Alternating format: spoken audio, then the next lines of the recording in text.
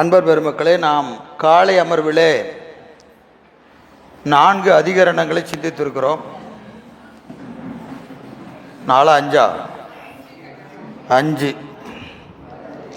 இப்பொழுது 6வது அதிகரணம், உணர்த்த உணர்தலின் ஆன்மா உள்ளது. பிரம்ம ஆன்மவாதி.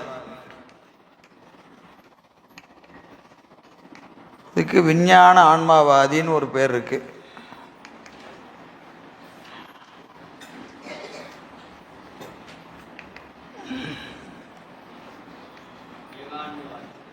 ஆமாம், ஏகான்மவாதி தான்.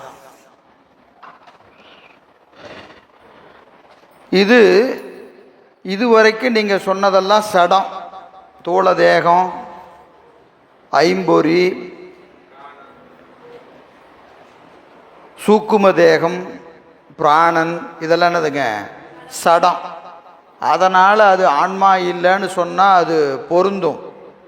ஆனால் இவற்றிற்கு வேறாய் அறிவுடைய பிரம்மப்பொருள் ஒன்று உண்டு. எனவே பிரம்மமே என்னது? ஆன்மா. பிரம்மமே ஆன்மா என்று சொல்பவர்கள் தான் யாரு? பிரம்ம ஆன்மவாதி. பிரம்ம ஆன்மவாதி இவர்கள் உணர்த்த உணர்தலின் ஆன்மா உள்ளது என்று அதை மறுக்கிறார்.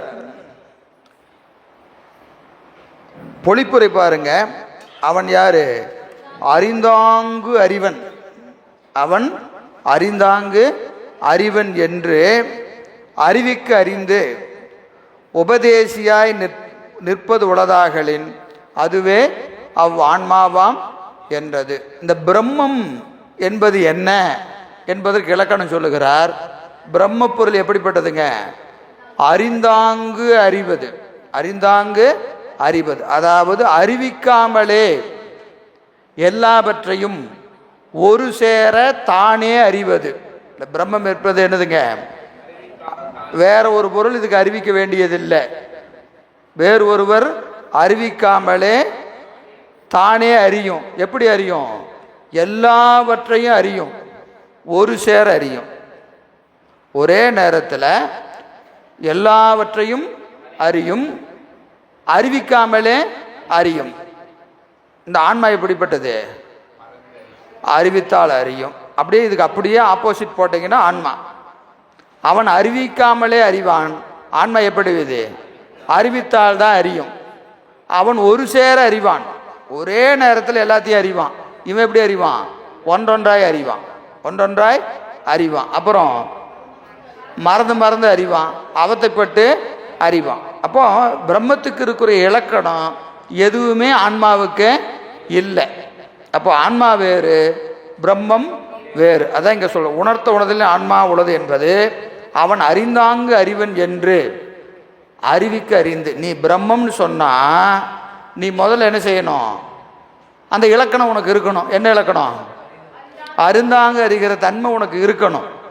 ஒரு சேர அறியணும், ஒரு சேர அறியணும். அதெல்லாம் உனக்கு இருக்கா? இல்லை. அட அது கூட பரவாயில்ல, பிரம்மத்துக்கு இது இலக்கணம் என்னன்னு உனக்கு சொன்னாதான் தெரியுது. அதை கூட உனக்கு என்ன செய்ய வேண்டியதா இருக்கிறது? உங்கள்கிட்ட இல்லாட்டியும் பரவாயில்ல, பிரம்மத்தினுடைய இலக்கணம் உங்கள்கிட்ட இல்லைனாலும் பரவாயில்ல, பிரம்மத்திற்கு இலக்கணம் இது என்று உனக்கு என்ன செய்ய வேண்டியது இருக்கிறது? சொல்ல வேண்டியதா இருக்கு. இப்ப நீ எப்படி பிரம்மமாவ? அவன் இலக்கணத்தையே நீ எப்படி அறியணும்? உணர்த்தினால்தான் உணர்வ. அப்புறம் நீ என்ன சொல்லிட்டு இருக்கிற? நான் தான் பிரம்மம், நான் தான் பிரம்மம். எனக்கு இலக்கணம் என்ன தெரியுமா? கொஞ்சம் சொல்லுங்களேன். எப்படி இருக்கு? என் இலக்கணத்தை நீங்க சொன்னீங்கன்னா நான் கேட்டுக்குவேன்.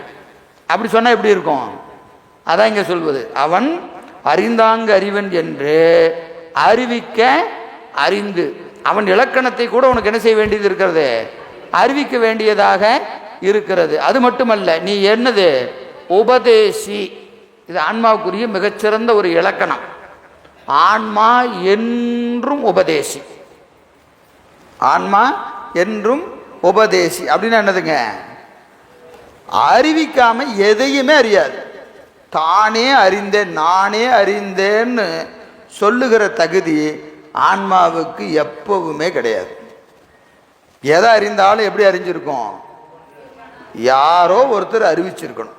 யாரோ ஒருத்தர் அறிவிக்காம தானே அறிகிற தன்மை ஆன்மாவுக்கு என்றும் இல்லை, நேற்றும் இல்லை, இன்றும் இல்லை, நாளையும் இல்லை. கேவலத்திலையும் கிடையாது, சகலத்திலையும் கிடையாது, சுத்தத்திலையும் கிடையாது.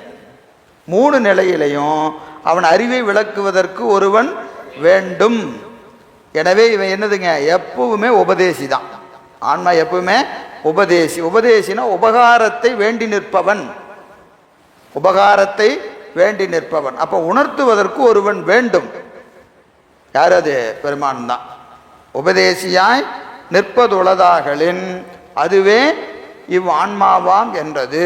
அப்போ பிரம்ம பொருள் அறிவிப்பது, ஆன்மா அறிவிக்க அறிவது. அப்போ பிரம்மம் வேறு, ஆன்மா வேறு என்பதை இந்த பொழிப்புரையில் காட்டுகிறார். அதற்கு வெண்பா பாருங்க.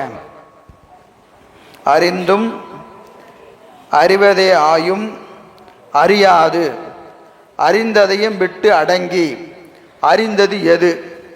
அறிவும் அன்றாகும் மெய்கண்டான் ஒன்றின் அது அது தான் என்னும் அகம். அறிந்தும் என்னதுங்க, ஒரு காலத்தில் ஒரு பொருளை அறிவிக்க அறிந்தும். அறிந்தும் என்பது எப்படி அறியும்? ஒரு காலத்தில் ஒரு பொருள் அறியும், அதுவும் தானே அறியாது, அறிவித்தாதான் அறியும். அறிந்தும் என்பது அறிவிக்க அறியும், ஒரு காலத்தில் ஒரு பொருளை அறியும். அறிவதே ஆயும், அறிவதே ஆயும். சரி, அப்படி தான் அறிஞ்சிருச்சு, மொத்தத்தையும் அறிவிச்சிடலாம்.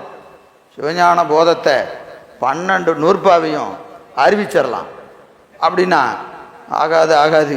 காலையிலிருந்து போகிற வேகம் கிரன்னு இருக்கு இல்லையா? அப்போ என்ன செய்யணும்? இன்னும் அறியணும். எவ்வளவு அறிவிச்சாலும் இது எப்படி இருக்கு? இன்னும் அறிய வேண்டியது பல இருக்கிறது. அறிவதே ஆயும், எல்லாத்தையும் அறியாது. என்னத்தை தான் அறிவிச்சாலும் அது என்ன செய்யும்? அது எவ்வளவு முடியுமோ அவ்வளோதான் அறியும். அப்புறம் என்ன செய்யும்? திருப்பியும் அறிவிக்கணும், அறிவிச்சுக்கிட்டே இருக்கணும். இது அறிந்து கொண்டே இருக்கும். அறிவதே ஆயும். இன்னும் விளக்கம் தேவை. எவ்வளவு விளக்கம்? முத்திகாலம் வரைக்கும் விளக்கிட்டே இருக்க வேண்டியதுதான்.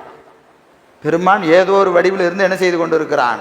நம் அறிவை விளக்கி கொண்டே இருக்கிறான். எனவே அறிவதே ஆயும். சரிங்க, எல்லாம் சொல்லி முடிச்சாச்சு. ஐயா சொன்ன மாதிரி எவ்வளவு லேட்டானாலும் பரவாயில்ல, சிவஞான போதத்தை ஒரு 20 வகுப்பு வச்சு நடத்தி முடிச்சிடலாம். எல்லாம் எழுத்தெண்ணி படிச்சிடலாம்.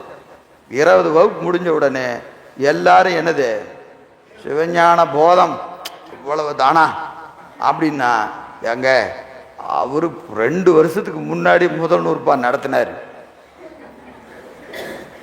2 வருஷத்துக்கு முன்னாடி நடத்தினார். இப்போ வந்து கேட்குறீங்க என்னாச்சு? அவ்வளவு அறிவித்தாலும் மறந்துடும். எப்படி அறிவிச்சாலும், எத்தனை முறை அறிவிச்சாலும் என்ன செஞ்சிடும்? மறந்ததும். அறிந்ததையும் விட்டு, அறிந்தது என்ன செஞ்சிடும்? விட்டு. எப்படி? அங்கு அடங்கி, அங்கு அடங்கி. அப்படி அறிகிற போதும் எப்படி அறியும்? அவத்தைப்பட்டு அறியும்.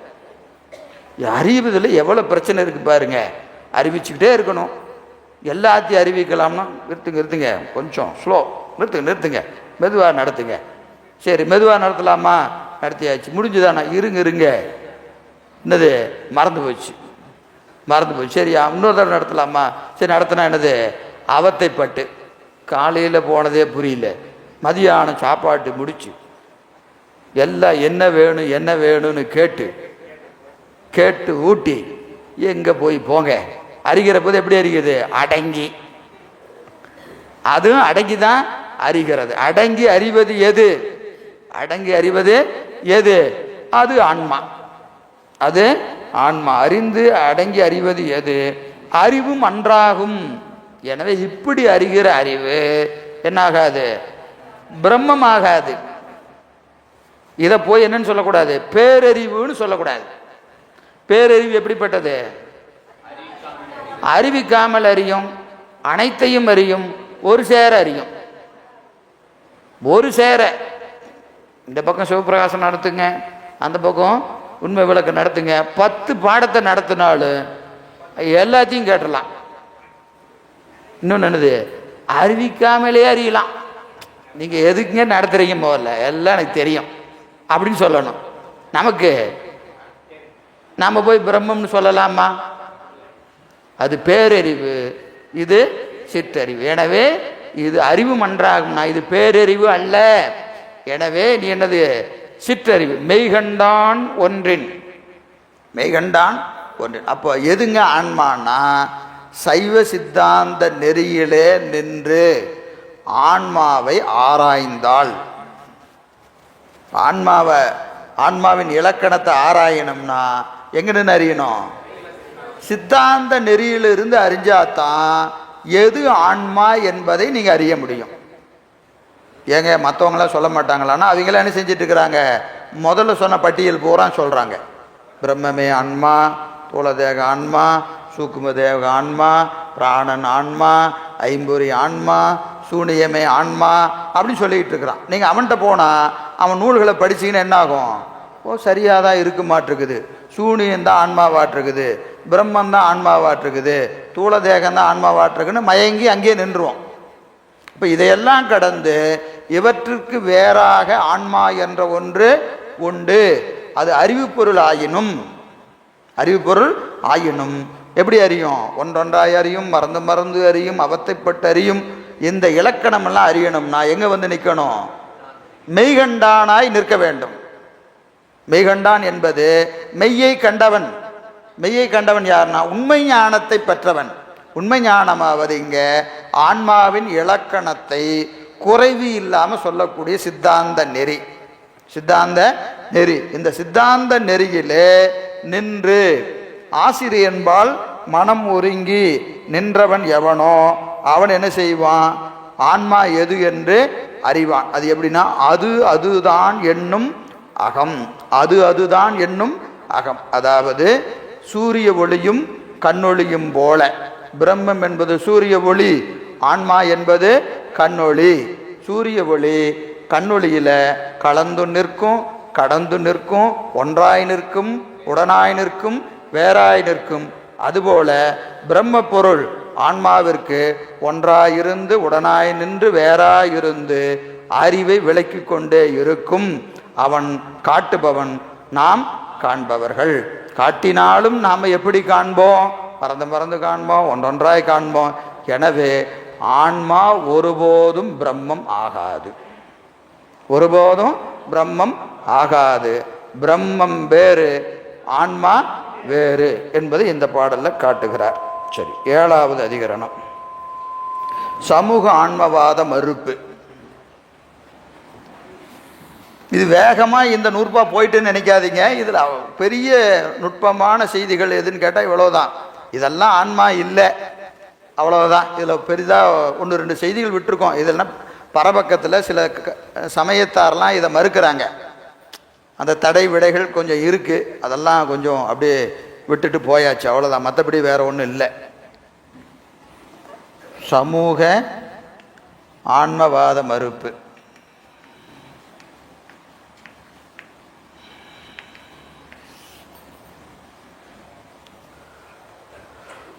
இது யாரு? பௌத்தரில் வைபாடிகர்.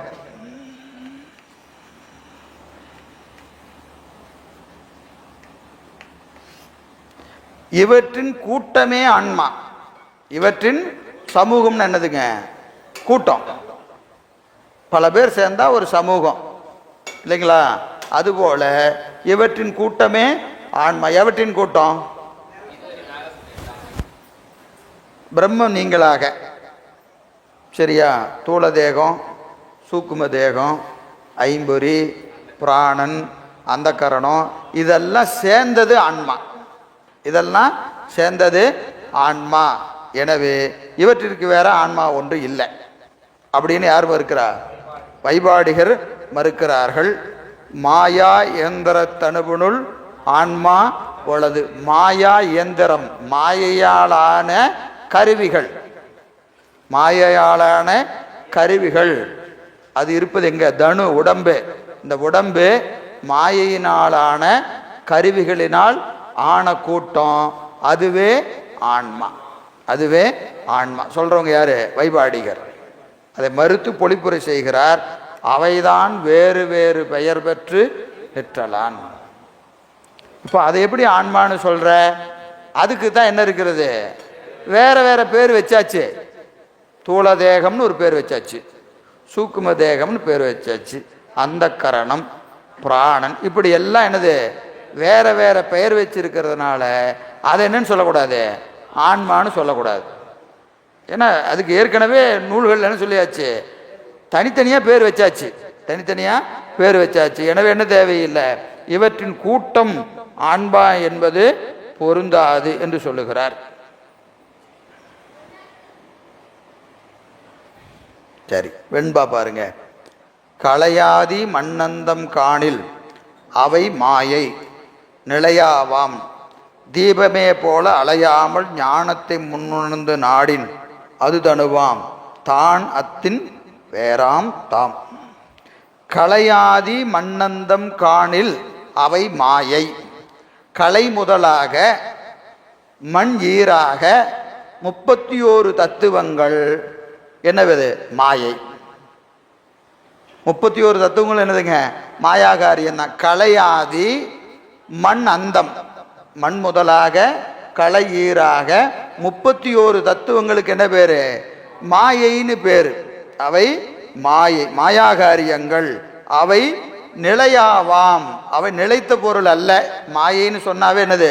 தோன்றி நின்று ஒடுங்கும். எனவே அவை நிலையாவாம்.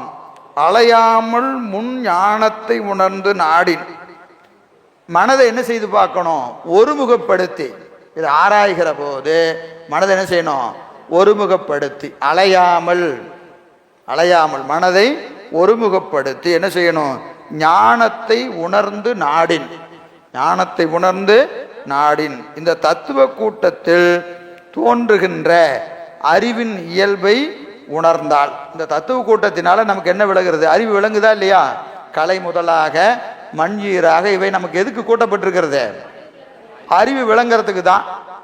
அறிவுக்கு ஒரு கருவி, இச்சைக்கு ஒரு கருவி, செயலுக்கு ஒரு கருவி என்று ஒவ்வொன்றுக்கும் ஒரு காரியம் இருக்கா இல்லையா? மனம், புத்தி, அகங்காரம், சித்தம் என்று எல்லாத்துக்கும் என்ன இருக்கிறது? ஒரு வேலை இருக்கு, ஒரு பர்பஸ் இருக்கு. தேவையில்லாமல் ஒரு கருவி கூட கிடையாது.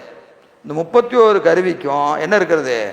ஒரு காரணம் இருக்கிறது. கூட்டப்பட்டதற்கு ஒரு காரணம் இருக்கிறது. எனவே இந்த கருவிகளை நீ ஆராய்ந்து பார்த்தீங்கன்னா இவை கூட்டப்பட்டிருப்பதின் நோக்கம் உனக்கு புரியும். எனவே இந்த கூட்டங்கள் எல்லாம் எது போல என்று சொன்னால், தீபமே போல தணுவாம், தீபமே போல தணுவாம். அதாவது கண்ணை விளக்குவதற்கு விளக்கு எப்படி துணை செய்கிறதோ இல்லைங்களா? இப்போ கண்ணு காணணும்னு சொன்னால் அதுக்கு என்ன வேணும்? விளக்கு வேணுமா இல்லையா? விளக்க துணையாக கொண்டு தான் கண்ணு காணும். அதுபோல அறிவை விளக்குவதற்கு இவையெல்லாம் என்னது? கருவிகள். மாயா தனு விளக்கு, மாயா தனு விளக்கு, மாயையிலான தனு, மாயையிலான தனு. தனுன்னு என்னது? உடம்பு. உடம்பு எதனால் ஆனது? மாயினால் ஆனது. அது எது போன்றது? விளக்கு போன்றது. கை விளக்கு ஒன்று இருக்கா இல்லையா? இப்போ இருட்டில் இருக்கிறோம், இருட்டில் இருக்கிறோம். இருட்டில் இருக்கிற போது நமக்கு கையில் என்ன இருக்கிறது? ஒரு அகல் விளக்கு. இதுக்கு எதுக்கு பயன்படும்? ஏகதேச ஒளின்னு பேரு. கையில் ஒரு விளக்கு இருந்தா இதுக்கு என்ன பேரு? ஏகதேச ஒளி. இப்போ இதை வச்சுக்கிட்டு என்ன செய்யலாம்? இங்க இருந்துக்கிட்டு அங்கே என்ன இருக்குதுன்னு பார்க்க முடியுமா? கையில் வச்சிங்கன்னா நம்ம சுற்றி கொஞ்சம் தூரத்துக்கு ஒரு 5 அடி சுற்று வட்டாரத்தில் பள்ளங்கள்லாம் இருக்கா, மேடு இருக்கா அப்படின்னு பார்த்துட்டு இதை பிடிச்சிக்கிட்டே போகலாம். இந்த அறை முழுக்க தெரியுமா? தெரியாது. சரி, அப்புறம் எதுக்குங்க இது அப்படின்னு இதை கீழே வச்சுட்டு அணைச்சிட்டோம்னா என்ன ஆகும்? போச்சு, உள்ளதும் போச்சு இல்லைங்களா? அப்போ இது எது வரைக்கும் வச்சிருக்கணும்னா, சூரியன் வர வரைக்கும் இந்த விளக்க பிடிச்சிக்கிட்டே இருக்கணும். சூரியன் வர வரைக்கும் என்ன செய்யணும்? விளக்க கையிலே பிடிச்சிட்டு இருந்தோம்னா இது ஏகதேச அறிவை கொடுக்கும். மாயையாலான விளக்கு நமக்கு அறிவு எப்படி கொடுக்கும்? ஏகதேசம். ஏகதேசம்னா என்னதுங்க? ஒரு எல்லைக்கு உட்பட்ட. இப்போ கண்ணுனால பார்க்கணும்னா எப்படி பார்க்கலாம்? இப்போ எனக்கு எது வரைக்கும்? இந்த செவுறு வரைக்கும் தெரியும். செவுத்துக்கு அந்த பக்கம் என்ன இருக்குன்னு தெரியுமா? தெரியாது. காது கீழே கொஞ்சம் சத்தமாக பேசினாங்கன்னா கீழே கேட்கும். பக்கத்து வீட்டில் பேசுறது கேட்குமா? கேட்காது. அது மாதிரி ஒவ்வொன்றுக்கு என்ன இருக்கிறது, இந்த 5 பொறிகளுக்கும் ஒரு எல்லை இருக்கா இல்லையா, அந்த எல்லையை தாண்டி இருக்கிற விடயத்தை இது அறியாது. அப்போ இது 5 பொறிகளும் எவ்வளவு கொடுக்கும், ஏகதேசத்தை விளக்கும், ஏகதேசமாக அறிவை விளக்கும். ஆனால் திருவருளாகிய அந்த சிவம் எப்படி கொடுக்கும், வியாபக ஞானத்தை கொடுக்கும், வியாபக ஞானத்தை கொடுக்கும். அப்படின்னா இங்கே இருந்துக்கிட்டு என்ன செய்யலாம், சொர்க்கத்தில் என்ன நடந்துக்கிட்டு இருக்கு, நரகத்தில் என்ன நடந்துட்டு இருக்கு அப்படின்னு அறியலாம், அப்படின்னு அறியலாம். முக்காலமும் உணர்கிற தகுதியை எது கொடுக்கும், திருவருள் நமக்கு கொடுக்கும். அப்போ சீக்கிரம் அதை ஏற்பாடு பண்ணுங்க. அப்படியா, இப்போ வந்துருச்சு யாருக்கு, இங்கே இருக்கிறவங்களுக்கெல்லாம் வியாபக ஞானம் வந்துருச்சு. ஒரு கற்பனை வச்சுக்குவோம், என்ன பண்ணுவீங்க,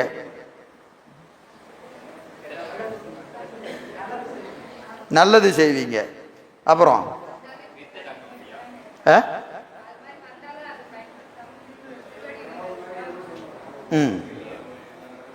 வேற வித்தை காட்டுவியா, வித்தை காட்டு வரான் என்ன, குரங்கு வித்தை காட்டுவியா.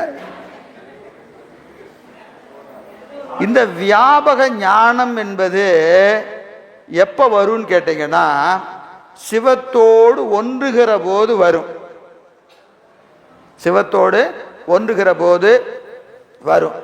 சிவத்தோடு ஒன்றுகிற போது உங்களுக்கு வியாபக ஞானம் வருகிற போது நீங்கள் திரும்பி இப்படி பார்த்துட்டீங்கன்னா சிவம் மறைஞ்சிரும். நீங்கள் சிவத்தை மட்டும் அறிவில் பெருமானை தவிர வேற எதுவுமே தெரியாமல் நின்னாதான் நமக்கு என்ன வரும், வியாபக ஞானம் வரும். ஏன்னா என்ன ஆயிருது, நெருப்புக்குள்ளே போட்ட இரும்பு போல. இப்போ நெருப்புக்குள்ளே போட்ட இரும்பு என்னவா இருக்கும், நெருப்பாக இருக்கும். அதான் நெருப்பாயிருச்சேன்னு எடுத்துட்டீங்கன்னு வச்சுக்கோங்க, இரும்பாயிரும். புரியுதுங்களா. அப்போது இது எது வரைக்கும் நெருப்பாக இருக்கும், நெருப்புக்குள்ளே இருக்கிற வரைக்கும் தான். நீங்கள் பெருமானை தரிசிக்கிற வரைக்கும் தான் வியாபக ஞானம் விளங்கும். பெருமானை மறந்துட்டா வியாபக ஞானம் போயிடும்.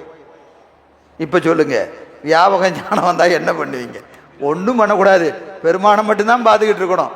ஏன்னா வியாபக ஞானம் நமக்கு தேவையில்லை, பெருமான் தான் வேணும்.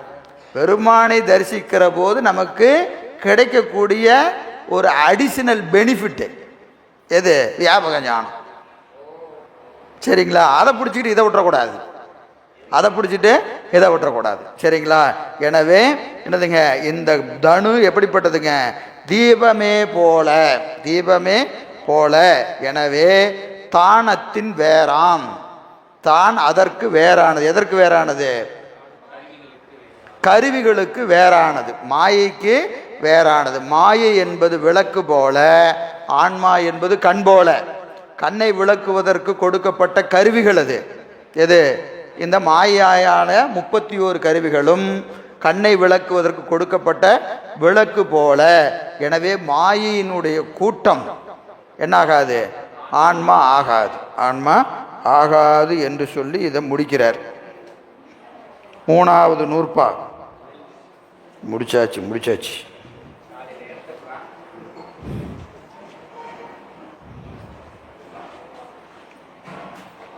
சரி,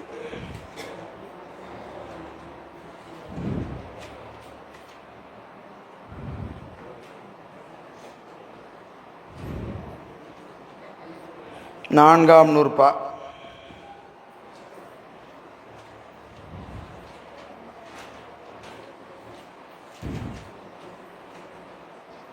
இந்த இயல் இலக்கண இயல், இலக்கண இயல் இதுவரைக்கும் பிரமாண இயல்.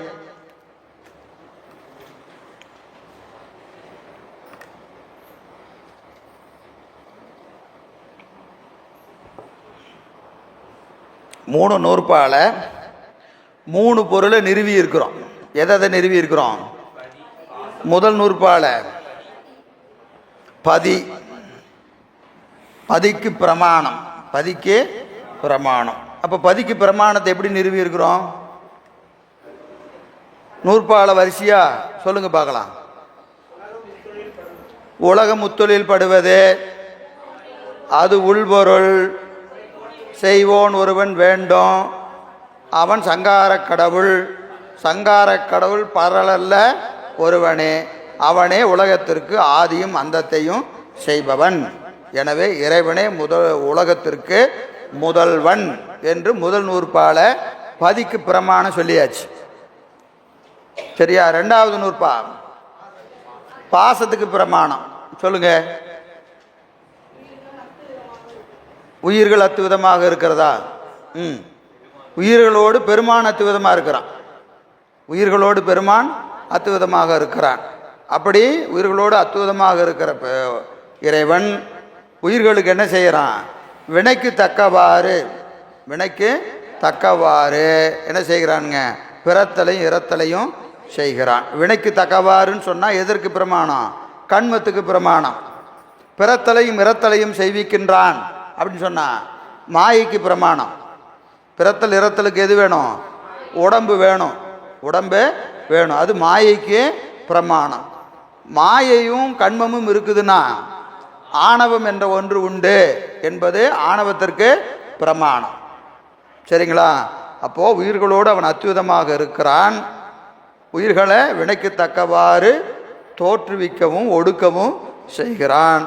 அப்படி செய்விக்கின்ற அந்த இறைவன் தனது தாதான்மிய சம்பந்தமாகிய திருவருட்சக்தியோடு தாதான்மியமாய் இருக்கின்றான்.